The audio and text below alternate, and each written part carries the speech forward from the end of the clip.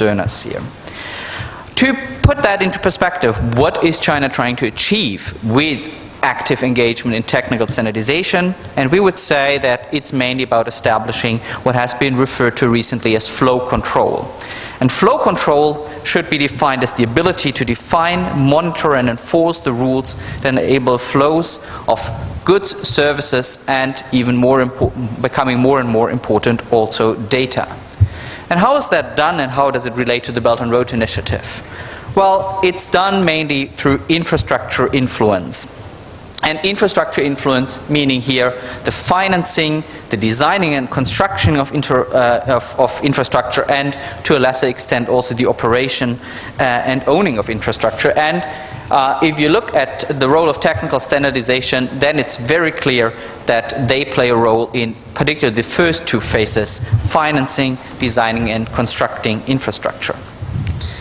Just very briefly on the Belt and Road Initiative, what is it? I guess you've all heard about it. It was invented in 2013. In less than 5 years, China has invested over 400 billion into infrastructure projects.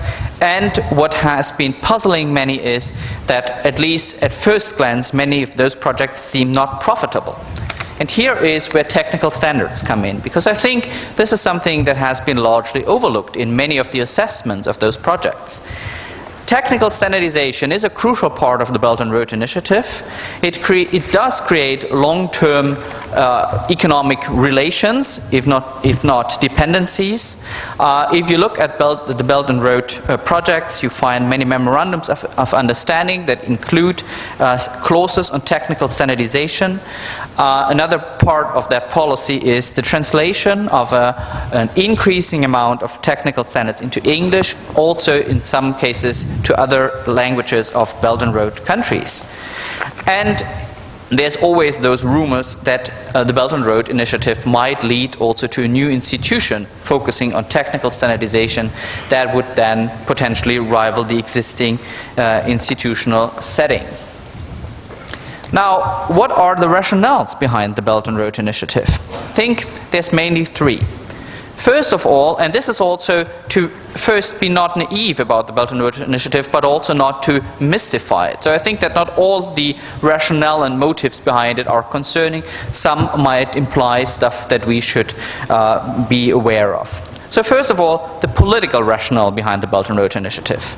It has been very much, in the beginning, a response to Obama's pivot to Asia. A response saying, well, we don't want to be contained by the United States, we have to have an active counter-strategy.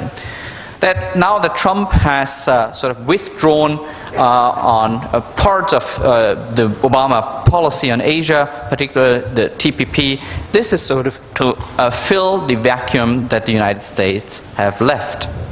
And if you look at it, it's also about advocating a plurality of political and economic systems, so making the point that liberalization might not be the only way to success in our world. Now you may say, what's the relation to technical standardization? Well, if you think that there might be an alternative technical standardization organization in the future, this could be indeed one piece of a puzzle to an institutional setting that sort of rivals the existing order and provides an example of plurality of that there's not just one way to success. Well, the geo-economic implications and rationale behind the Belt and Road Initiative. Well, first of all, it is about gaining flow control, as I've already pointed out. But it's also about gaining reputation as an advanced industrial economic power that has China providing actually good quality industrial products. And again, technical standardization do play a role. If you internationalize domestic standards, if you get Chinese standards being accepted as international ones, that is to boost your reputation. There's also a domestic economic rationale behind the Belt and Road Initiative. I tend to believe that that's actually the most important one from a Chinese perspective. And if you see, if you look at China, it faces the challenge that you have a highly developed coastal eastern area, but then you have the landlocked western provinces who are far behind, and the Belt and Road Initiative provides the opportunity to link those Western, less developed regions and integrate them into regional trade. You also see that China has had massive overcapacities after the financial crisis and the stimulus program, and China has been trying to export those overcapacities also to the factories that have been producing those overcapacities. And more generally, China is trying to move up the global value chain. And again, technical standardization do have their role in it because they are meant to increase product quality. How does that relate then to Europe? How can Europe respond to those three sort of reasons behind the Belt and Road? First of all, on the political issue, I think it is very clear that Europeans should stand by their values, and as Christoph Winterhalter has already very clearly pointed out at the end of the previous session, actually make the point for the value of the existing international system, ISO-IEC, that is not just driven by European values, but I think that is very much informed by the European system. Secondly, on the geo-economic rationale, I think we need to be not naive. We need to find a response to this US-driven, but also China-driven to some extent, geopolitical take on technical standardization. And that implies we need to find political answers by at the same time resisting to walk sort of the same line and politicize technical standardization altogether. This is something that I think really requires in-depth discussion how to do that. And finally, on the economic rationale, I think we need to also acknowledge China's challenges and instead of pushing China and advocating it to overtake at once the existing system, our European experience, I think we have to utilize that there's a strong interest from China's side in the European system, learning from it, but rather on a gradual, medium or long-term basis. And I think if you look at the ongoing tech rivalry around Huawei, you see a lot of tensions here. But if you look at technical standardization within 3GPP run on the ETSI model, then I think you actually see that that standardization can also provide a good example of good cooperation that could sort of also pave a way out of that situation. How am I doing on time? Very brief. I'm afraid you're running over.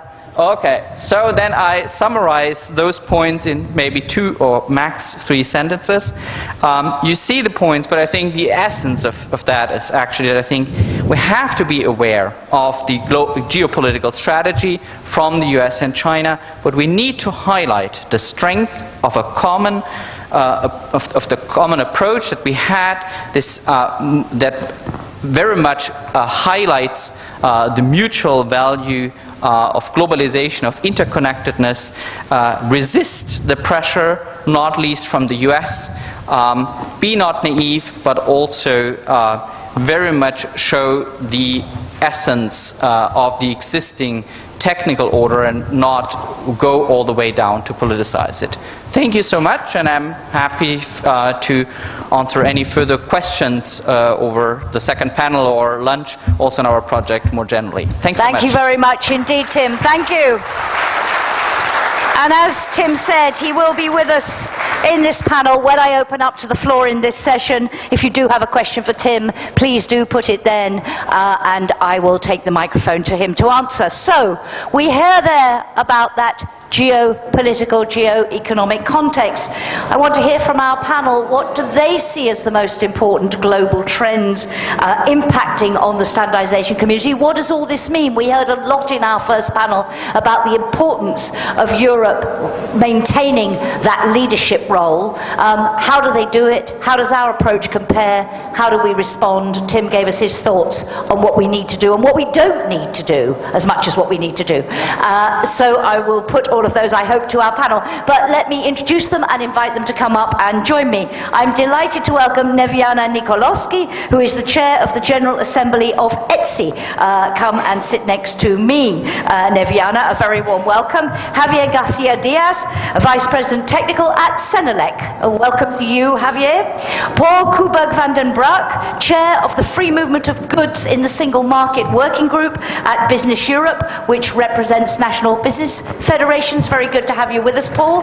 Arnold Pinder, President of ANEC, the European Consumer Voice in Standardization. He's also Chair of the National Consumer Federation in the UK. Greg Archer, President of ECOS, European Citizens Organisation for Standardization, and he is now also the UK Director of Transport and Environment NGO. Welcome to you, Greg. And last but not least, Antti Joensuu, who is Corporate Steering Unit Director in the Ministry of Economic Affairs and Employment of Finland, which of course takes over from Romania in the EU presidency hot seat in just a matter of a few weeks' time. So very good to have you all with us. As with our last panel, I've asked them not to make opening statements. I'm going to ask them some questions and then we'll jump into the discussion. So a very warm welcome to you all.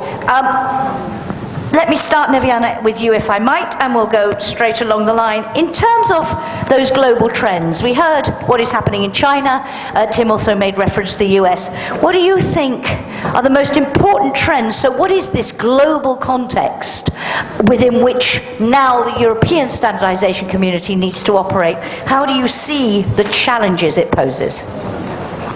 Well, we are talking about digital economy, digitalization, and when we talk about standards, they are strategically important to provide interoperability and connectivity in order to allow the digitalization to happen. Also, digital economy, name it, communication, transport, energy. The digital economy is a networked economy, and the standards are means to create virtuous and inclusive ecosystems. And in terms of that global context, where do you think the European standardization community, what impact is that having on your thinking now about the way forward? Well, as a European standardization organization, what we try to do is to make European standards for global use. You're talking about globalization. Only this way we can open the other markets, not only the European market, but other markets for the European industry when these other markets also adopt European standards or use European standards. And we've been very successful in that in some sectors. Question for the future, how important, you say vital to open up those markets. What do we learn from those successes for the future? But Javier, that broad global context and the challenges it poses for the European standardization community, how do you see it? I was thinking about the question, and to me, very much in relation with the presentation we just saw, to me there is an element that we need to address, and that is the increase in the involvement of developing economies in global standardization. We are seeing this more and more in both ISO and IC, so regions that were not so active in standardization 10 years ago now want to play a role, and more are capable to play that role. And China is a clear example.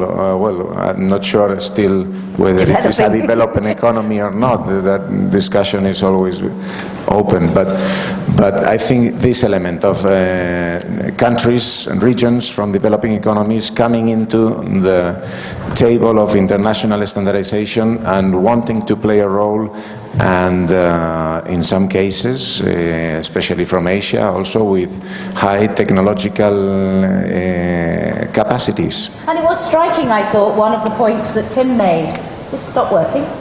1, 2, 1, 2.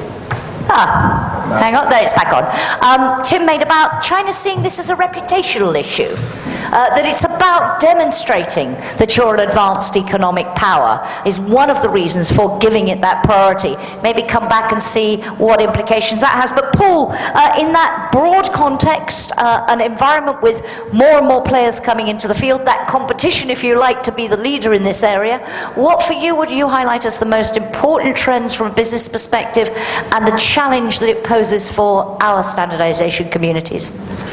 Well, there are of course a lot of important trends because standards come in many flavors, and they are primarily a way to innovate, to compete and to be efficient.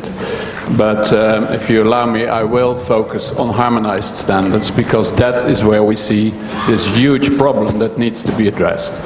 And the trend that we see is that in contrast to the need, namely uniform global regulations to support global trade, Fortress Europe isn't an option. Europe is moving away from uniform standards by adding all sorts of legalistic elements that make European standards deviate from the international ones. And that frustrates the process of global harmonization tremendously at the moment, and that is what I will focus on today in this panel, because that needs to be resolved before other discussions can come to the table. But that will also raise the question which Peter Scherer talked about in the first panel, and I think we're probably going to hear in a moment from our other panelists, about how do you reconcile the fact that Europe has tougher consumer protection, environmental protection than other areas, and a desire not to see those standards lowered. But I'm sure I don't want to speak for them, so let's bring them in and then come back and get your reaction to how we can square that circle in an effective way.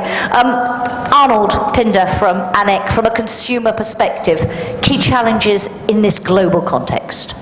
Okay, I'd like to make three points. When I joined ANEC back in 1997, one of the first meetings I went to was a working group on services. Now, this was raised in the first panel, the need for services. It's not so much a new trend, but it's still a challenge. More recently, on the day we signed the JIS in Amsterdam, the Prime Minister of the Netherlands said we have got a single market for goods, but we do not really have a single market for services. So it's still a big challenge for us, and I think there's an awful lot that we can do. And I think still a tiny proportion of standards are related to services. And yet a large proportion of our activity in the economy is from that side. Second point really comes back to the digital that we keep coming back to, and really we need to make the digital technologies work for us rather than us work for them. And so in that, I think what was said yesterday around the need for some core horizontal standards and development work, and particularly looking at things at the design stage rather than waiting for it all to go wrong and then try and put it right afterwards, is very important, and that has been said by a number of speakers. Finally, something that I'm sure Greg will take up, I think the other big challenge for us as consumers and as citizens of the world is sustainability and the environment, and how we can build that into really all our standards. Years ago, I was on a childcare safety committee, and someone at the committee meeting suggested that we should have an environmental point added into the standard. There was shouting from the members there saying, no, this is a safety standard. We do not have anything to do with the environment. I think now, as global warming, as things change, we need to really look at this, look at all standards. Is there something that we need to do that is an additional? But we need to be careful, because it's got to be balanced with the interests of industry and how we get a balanced view on this. But those are my three key points, I think, for the trends. Thank you very much. Greg? I think from our point of view, the key issue emerging at the moment is the globalisation of standardisation, setting standards at a global level. And whilst the process in Europe is far from perfect in terms of inclusiveness and involving civil society and environmental organisations such as ECOS, it is far worse at the international level. We have no right of access to participate in IEC and ISO technical committees. It's entirely at their discretion. And it's simply not acceptable in the 21st century to operate some kind of feudal system in which the leaders decide who may participate and who may not. There has to be a right of participation and real influence within the process, because the current system is simply not working. I would also say to Paul that I think European citizens are demanding high levels of environmental protection. They are demanding high levels of consumer protection. Europe should not be driven into a race to the bottom. as part of a global standard setting process. We should appreciate that as citizens we want higher standards here, and therefore we need our standards to set higher standards here. And we should not fall into a race to simply set the lowest common denominator, as he seems to be suggesting. Okay. We'll come back on that, and that point that Arnold made. Arnold said we need to get the balance right. Where does that balance lie? But let us complete the picture. And Neviana, I think you wanted to come back in on the inclusiveness point at international level, because I heard you nodding and saying yes forcefully under your breath. We'll come back on that in a moment. But let's complete the picture in terms of the trends. And so this, we talked in the first session, Antti, about deepening the single market. So talking within the single market, and now the single market in that global context. How do you see it? Okay, thank you. After having heard my colleagues here, I think our presidency is probably will have relevant themes. You know, we have our government since yesterday, so they don't know it yet, but the themes will be probably the international trade is one, internal market, of course, obviously the second one, digital, the third one, and the fourth one is environment and sustainability. That is from the point of view of the Ministry of Economic Affairs. Now, the real challenge globally, obviously, is the same thing we also observe locally, namely the digital is running, as we have heard, and pushing things forward to a velocity which is increasing all the time. So in fact it is an exponential change.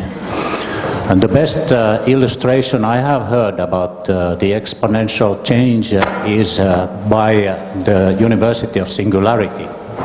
Those people, they explain it that if you take 30 steps, 1 meter each, you know all the time where you stand in your trajectory, right? But if your step is first 1 meter, then 2 meters, 4, 8, 16, 32, 64, 1 to 8, 256, and so on. So it's much more difficult to understand where we are after 14 steps, for instance. Since 30 steps means 27 times around the globe. And this means that everybody is challenged by the velocity of change. We cannot have rigid structures. We have to have new working methods instead. We cannot change the organigrams every day or several times a day to adapt to the new situation. We have to have this trust and ways of doing in good shape. And the other challenge today, clearly visible globally, is the obvious lack of understanding that total optimization is much better for everybody than the sum of partial optimizations. Thank you very much. I'll come back on the inclusiveness question specifically in a moment, but first just in terms of comparing our approach in Europe more broadly and the priority we give to standardization and to this leader. I mean, you talked about the importance of that strong European impulse, and we are a leader, as was said by Neviaran at the beginning, in some sectors. How do you see the situation now? Are we equipped? Are we giving enough emphasis to this to stay ahead of the game, to continue to play that leadership role? Or do we, when we look at what China is doing, when we look at what's happening elsewhere in the world, do we have some lessons to learn? What do we think? Javier and then Paul. I think related to what I said before, I think that in high tech, we are seeing, in particular within the IEC, the International Electrotechnical Commission, high competition and leadership from Asia. China, Korea, Japan, so that there is a shift there. But I think we have a huge opportunity in Europe to retain part of that leadership by integrating more and more standardization in R&D projects. There was a reference in the first panel to the new Horizon Europe program that is coming around the corner. And we have a huge opportunity of bringing into standardization, or rather than bringing into standardization, of using standardization to support the European leadership at global level in highly technological areas through this mechanism. So if we embed it right at the beginning of the process, we can have that advantage. Paul, I was struck, and I mentioned it earlier, Tim talked about China seeing this as very much reputational. It's about showing that you're an advanced economic power, as well as concretely about delivering for your companies. How do you think our approach compares? Are we giving it the priority it deserves? Do we need to do more? We'll come back to the issue of harmonised and the balance later, but more broadly, do we need to do more? Does Europe need to give this more priority than it has in the past? Nationally, European level? Allow me first to respond to the assertion that I plead for a race to the bottom, because that is absolutely not what I did say, and it's not what I intended to say. They're not implying you said it, but the concern is that's where it goes. I think they didn't say it. Yeah. I like to clarify that I plead for standards that support a high degree of protection against environment, pollution and all that sort of stuff, against unsafe situations and products. As per the legislation in Europe, that's the prerogative of the European legislator to set the high levels of protection that we need as European citizens. But it's not the prerogative of the European legislator to provide straitjackets mandates that frustrate the process of standardization. That is what I meant to say. An efficient and effective manner to set the standards that support that high level of protection. So please don't misinterpret what I say. About your question, I think Europe is making a lot of efforts to give standardization the priority it deserves. But in the field of harmonized standards, unfortunately, we do it all the wrong way. And Christoph made the point very clear and did a great job in making the point clear. It's about restoring trust. The new approach has de facto been killed in the past 8 years. It is dead. It is now the dead approach. And we need a renewed approach. And the key is restoring trust and taking distance from legalistic arguments based on misinterpretation of some case law. Okay, thank you very much. Neviana. On this point about how what we're doing is comparing with the rest of the world and how we maintain those successes that you've talked about, that leadership role in future, are we equipped to do that now, or do we need to change our approach? I think we are well equipped, because I can give you a practical example. Take the ETSI accessibility standard. It was created in Europe by European experts, and it is accepted worldwide for accessibility. Our standards, or the principles of standards development in Europe, are openness, transparency, inclusiveness. We are open to all societal stakeholders, to SMEs, to academia, to join us, to share their experience, and we can build on this experience in the creation of standards. When you were talking about China, we are also there to help China to create their standardization system, and of course we are there to help them to learn from our European regulatory model, our private-public partnership in Europe, and what is the advantage, what are the benefits of using voluntary standards for compliance with the regulations. We are there, and we are also there in India. We have seen that India is also learning a lot from Europe. They have taken our model of IPR standardization policy So we are helping these emerging markets by accepting our model and our standards. Also, we are helping them to open their markets for the European industry. Can I come back on this question of inclusiveness? And I wanted to pick up on something Greg said when he said European level, not perfect, but a lot of emphasis on doing it, making progress. But at international level, you said it leaves a lot to be desired. My question to you is twofold. Number one, what should we do about that? But number two, I want to pose a dilemma, or maybe I see it as a dilemma, maybe it isn't. People herald the inclusiveness, and we heard it in our first panel as one of the great strengths of our system, but it also makes it slower. And we talk about the timely delivery of standards. So if you're going to get them right and be inclusive, it takes longer to come to a consensus. So when we talk about our place in the world and in the global context, how do you see that? Is there a trade-off? Is there a tension between inclusiveness and speed and agility, or is it a false one? But Greg, first to your point about internationally and what can be done, and how can policymakers help at European level to get you that access to the international level that you want? Well, I think the first thing that we need is we need the European standardisation bodies to be pushing a message much more strongly at the international level that the way in which they're starting to operate in Europe in being more inclusive is adding real value to the process. And I would really dispute that inclusiveness leads to a slow delivery of the service. What it leads to is a better standard overall, which has better longevity and which has more appropriateness and effectiveness for society. It doesn't necessarily lead to a longer development period, and there's lots of opportunities to speed up the process in the administration, in the translation and other parts of the process which could accommodate a little bit more inclusiveness overall. What I would say is that we need all standardisation bodies to be considering environmental issues at a strategic level, that they need to recognise that environmental issues need to be considered in all standard setting process, and they need experts with those skills represented as part of those technical committees.